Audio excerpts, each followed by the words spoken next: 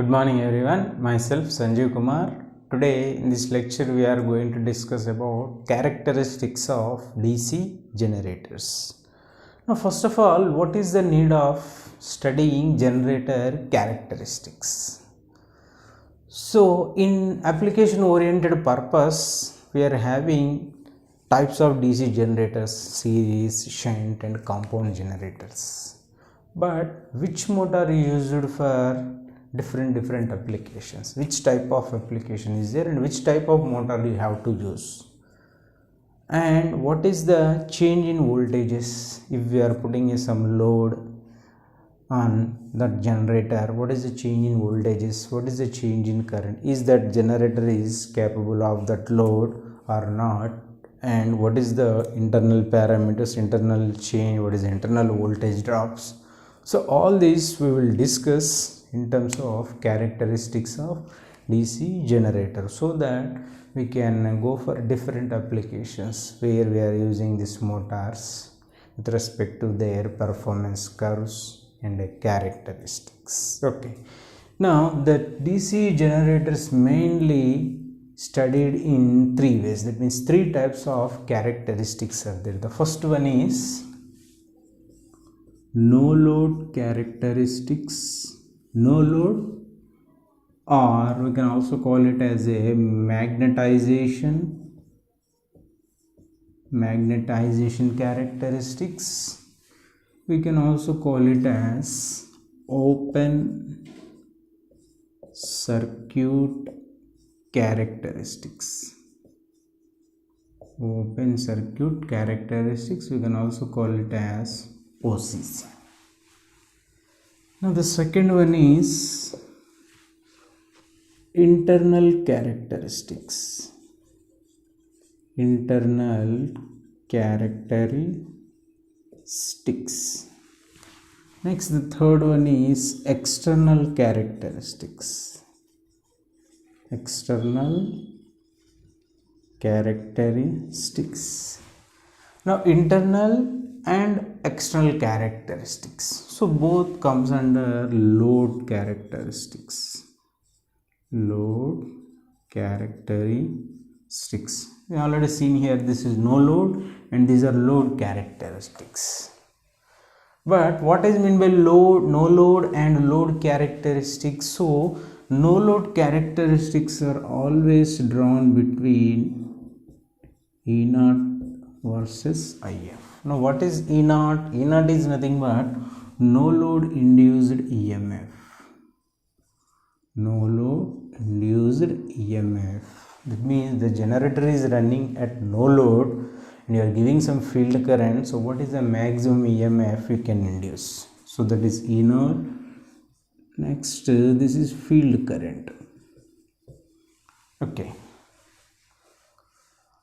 That means field current required to give the rated EMF, rated voltage. Now, internal characteristics. Internal characteristics mainly drawn between EMF generated versus armature current. Now, what is this EMF generated? This is no load EMF. This is the rated EMF. You can say it as a rated EMF or the full load EMF. And this is the armature current. Armature current is nothing but for this rated EMF, what is the armature current? Similarly, another one is external load character. External is nothing but output side, load parameters. So what is the load voltage? Nothing but what is the load current? It is nothing but terminal voltage or load voltage, and this is nothing but load current. Now if you draw the characteristics for these three types of generators, with these three characteristics we will find out what is the change in voltage, no load, what is the change in load voltage, and what is the change in rated EMF, and what is the change in rated voltages also with respect to the currents also. Now we can decide whether the motors are used for constant speed, whether the motor is used for constant, that means terminal voltage will be remains the same or not. Okay, why the induced EMF is proportional to speed will be reduces if EMF decreases, and the flux is also changes. So that's why we have to clearly study about all these characteristics. Now we will see the characteristics of separately excited DC generators. We know that generators are two types, separately and self-excited. In self-excited we are having shunt, series and compound. First we will discuss about the separately excited DC generators. Now this field is separately excited from the DC supply. You can see here DPST switch and a fuse to prevent the field winding from excessive current, and potential divider is also provided to give the required supply to field winding, and ammeter is also provided to measure the field current. And this side armature is having mechanical input. Armature is rotated, armature conductors are rotated through a prime mover, and that's what mechanical input. And this is the extended shaft, and this is the voltmeter connected across armature to measure the induced voltage in the armature conductors before switching to the load, and once the load is switched you can measure the load voltage, and load current is also measured by this ammeter. And DPST switch is used, this DPST second DPST switch is used to connect the load to armature. Now first one is from input side and second one is for load side. Okay, so we will go for the first one is no load characteristics. So we can also say it as a OCC or magnetization. You can also call it as a magnetization. Now let us, what is the first no load test? So no load is nothing but E0 versus IF. Now what is the relation for E0 and IF? So we know that the generated EMF E is equal to pi Z NP by 60 into A. Now since number of conductors are constant and number of poles are constant and 60A is also constant, so the variable parameter is only flux and speed. Okay, we can write here E is proportional to flux into speed. Since the speed of motor is also constant, we can written as E is proportional to pi, whereas N is also constant. I am assuming the speed is constant. Now E is proportional to pi. So what is mean by this? If you increase the flux and E also increases. Now what is this flux? Flux is set up by the field winding when there is a current flow through the field winding. So what is the purpose of field winding? To set up the main field flux. When there is a current, external current flow through this, so that's what we can call it as a field current. Okay, when the field current flow through this, it will set up the field flux. Now what is mean by that? When field current is flowing, you are getting a flux. When you increase the field current, field flux is also increases. So this flux is directly proportional to field current. Now if flux is proportional to field current, this induced EMF is also proportional to field flux. Now since it is connected at no load, E0 is directly proportional to field flux. Now this relation we are going to make for no load test. So no load induced EMF versus field current. We can also make it as E0 is equal to some K into field. If field current increases, no load induced EMF is also increases. As much as you increase the field current, induced EMF is also increases. Okay, now as you are increasing the field current, how much field current we are going to increase? Until the poles are going to saturated, or the rated no load EMF you get in the across the armature. Why this DPST switch is initially opened. We are not closing this. Okay, we are only closing DPST switch 1, and through this the supply is going into the field winding. You are getting a field current, so that there is a induced EMF, that is no load EMF we are getting here. Okay, so this is a no load EMF we are getting here. Now to get the rated induced EMF at no load, you slowly increase the field current by varying the potential divider. So you slowly increase this. So what happens now? Initially this potential divider is connected at minimum position. Okay, as you are going to increase this, the field current is also increases. Now once the field current increases, the induced EMF is also starts increasing, but it may not be linear, it may be like this. Now at some field current, it reaches the maximum no load induced EMF, that is E0. Okay, at some field current it reaches the no load induced EMF here. Now you just draw the straight line for voltage as well as current. That means for x-axis and for y-axis, if you draw the line, you will get a field current required to induce the rated no load EMF. Now this is called as the OCC. The drop between no load induced EMF versus field current is called as the open circuit characteristics or magnetization characteristics or no load characteristics. Now this is for the first graph. This is for only no load. Okay, this is for only no load graph. Now we will go for the second one. This is for only no load. This is for only no load. We are drawing this. Okay. Now second one is, so second and third nothing but internal and external. So what is this characteristics? Internal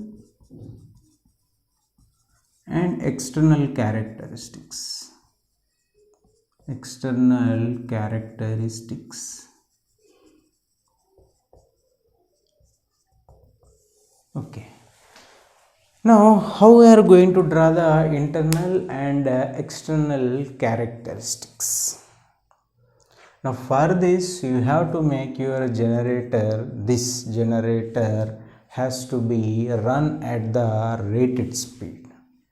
Okay, your generator has to be run at the rated speed. Now if you see here, this graph is for both internal and external characteristics. I have drawn this graph for internal and external. So if you see the separate graph for this, now let us see the procedure first. Now again you are having the same circuit diagram, but now this DPST switch is still opened. Now you have to run this armature at the rated speed.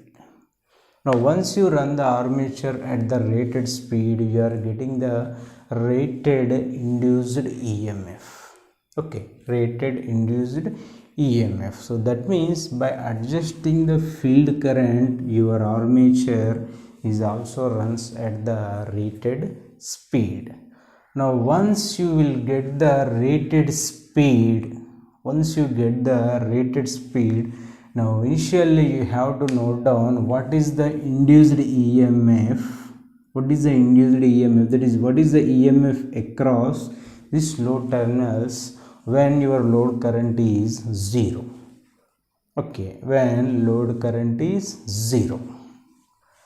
Now what is the armature current for that? So you just closed this DPST switch. Okay, now this initially your load current is very small, so this no load EMF is going to drop to value of E. Now what is meant by E? E is the actually induced EMF. So what is happening here? This E naught may not be equal to E, since E naught is greater than E. So what is happening here? You are getting some armature reaction drop is there.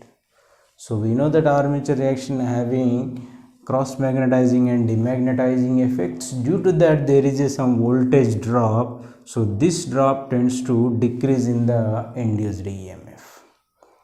Now once you are getting the decreased induced EMF, so you can draw the curve for this EMF versus Ia. So I am separating this curve, you can see here. So this is the armature current and this is the E, and here also we can note it down.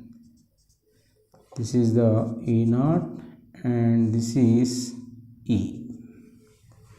Now you see the difference, this much amount of voltage is going to be dropped due to armature reaction. So mainly cross magnetizing effect and also demagnetizing effects tends to the drop in voltage. Okay, so this is the value of E you are getting across these two terminals. Now what you have to do now, you slowly increase the load current to rated value. What is the rated value of this armature current, and that much load current you have to increase until it reaches the rated value. Now if you further increase the load current, there may be a drop in speed across this, but by adjusting the prime mover you have to keep the speed as same value. Okay, so that what happens to your generator, the induced EMF may not be same. So the induced EMF is still decreases to value of V due to there is a armature resistance. Okay, now if you further draw this curve once again, so this is load current and this is, this may be, this is the E naught and this is E and this is further V. Now this is E comma V. Now this is the drop. You can see here this much amount of drop is going to takes place in armature. So this much amount of voltage only available at the load terminals. Now if you draw the graph between V and IL, it should be looks like this. Okay, now what is happening here, there is a voltage drop from no load EMF to E and again E to V. So there are two drops, one is armature reaction and another one is armature resistance drop. Now by using this we can decide whether the separately excited DC motor is used for constant speed or variable speed, or you can see there is a slight change in the voltage drop, so can use it for a constant speed. Why? If this EMF remains constant, then the motor is also running at the constant speed if you keep the flux as same. So we are not changing the flux, we are changing only prime mover speed, so that this motor is running at the rated speed. Now these three characteristics if you draw for a separately excited generator, what do you observe from this? Now the first characteristics is no load, E naught versus IF. Now this is the no load characteristics. What you have to do for this setup, just open the DPST switch and slow by closing DPST1 by supplying, by varying the potential difference, slowly increase the field current so that no load EMF is also increases until it reaches the rated value. And second one, for load characteristics, both internal and external characteristics, now you have to supply the, you have to close the DPST switch, and at no load you observe what is the V across here, what is the E across here, and by increasing the load current to rated value, you can observe what is the rated terminal voltage available. So these characteristics are studied for separately excited DC shunt generator by making a proper process, and you can use it as a constant speed generator. Now we will discuss about the DC shunt generator, which is a self-excited type. Now I am showing prime mover DC motor is also, and this is the generator, shunt generator DC. We have to study the characteristics of this DC shunt generator. Now initially the 3-point starter we are using. By using this, adjusting the field restart, we will run this DC shunt motor at rated speed. Now this is coupled to armature conductors of DC generator. Now this DC generator runs at the rated speed. Now first we will go for the no load characteristics. So what is the no load characteristics? No load EMF versus field current.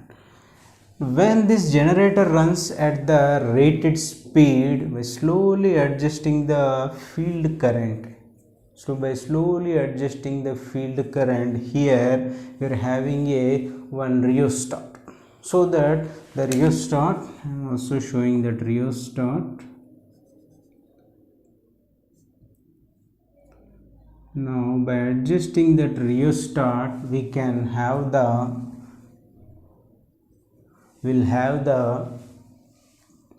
induced EMF in this generator. Now when this potential divider varies, the generated EMF is also changes. Now this potential divider varies until the generated EMF will be no load EMF. Now if you draw the graph between field current and generate no load EMF, now it will be looks like this. Now you observe the difference. It is not starting from the origin 0. It is having some point, we can call it as a. So what is OA? OA is nothing but residual magnetism. So what is this? This is called as the residual magnetism, or nothing but already in voltage due to magnetism. We will have this, we will discuss residual magnetism later. Now the no load curves are obtained between E0 and IF. Now same procedure we have to repeat for the load characteristics. So what is the load characteristics? Again, E versus IA, you can and V versus IL. So IA, IL, you can take it as I. So here I am considering load current. Since it is loaded, we are getting the EMF and this. So that's what E value we are observed here. Now you can see here, when the generator is to be loaded, we have to close the DPST switch. So this is the DPST switch, and this is the second DPST switch. Now once you close the DPST switch, so what happens? The load current starts flow here, but I am keeping the load at load current will be 0. You can obtain here, there is a generated EMF available, so which is equal to E. Now what is this E? E is the induced EMF after the reduction of armature reaction. So the no load generated EMF is getting here, but what is the actually induced EMF? E. After reduction of armature reaction due to cross magnetizing and demagnetizing effect, we will get only E value, and also E0 is greater than E. So E will be less, somewhat less, 10 volts or 20 volts less than this, and this E will be the actually generated EMF. And now your generator is loaded slowly by decreasing the load resistance until you have to flow the rated load current. Now once it reaches the rated load current, you can observe here the terminal voltage starts decreasing. Now terminal voltage starts decreasing due to the armature resistance drop also. So armature resistance drop is nothing but I into Ra. Now as your current increases, this drop is also increases. So it reaches a point V. Now this will be the available terminal voltage. Now you can see here, this is E0, this is E, and this is V. Now V will be somewhat less than E0 and E. So this terminal voltage versus load current curve you can get in here.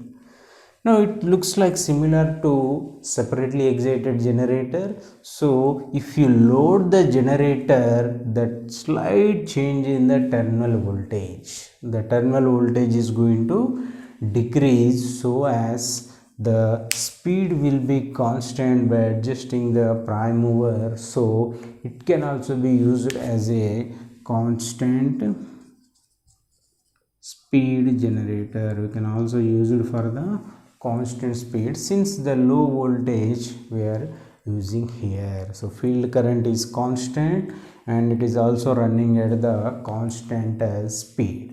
Now separately excited and shunt generator having similar characteristics, except this residual magnetism. So this is due to the magnetic property of this shunt generator. The EMF may not be starts from 0, it directly starts from point A, called as A. So it may be, depending upon generator, it is having the some 10, 20 volts or 15 volts, the rating of the machine. Okay. Now the EMF and load characteristics. From this, what we can observe here, the shunt generator has a main purpose used for the constant flux, where your flux is going to be constant. There we can use here, so that the voltage available will be slightly less than rated voltage, almost rated voltage, so that voltage will be constant across shunt generator.